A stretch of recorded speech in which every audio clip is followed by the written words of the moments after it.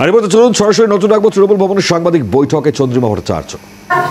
4 তারিখ যেটা শেষ হওয়ার কথা ছিল সেটা 11 তারিখ, যে খসড়া তালিকা 9 তারিখ বার করার কথা ছিল 9ই ডিসেম্বর সেটা 16ই ডিসেম্বর, যেটা হিয়ারিং শেষ হওয়ার কথা ছিল 31শে জানুয়ারি সেটা হয়ে গেল 7ই ফেব্রুয়ারি।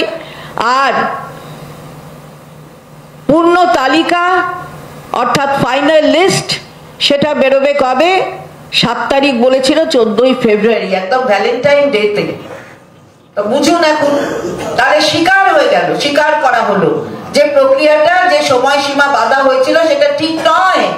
তৃণমূল কংগ্রেস সঠিক কথা বলেছে, এটা তো প্রকারান্তরে এটা তো স্বীকার করা হলো নাকি? জাতীয় নির্বাচন কমিশন রাতের অন্ধকারে এই সময়সীমা পাল্টে দিল।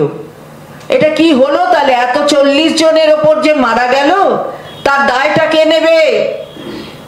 রক্তের দায়, হাতে রক্ত কার লেগে? স্বীকার তো করে নেওয়া হলো সময়সীমা বাড়িয়ে।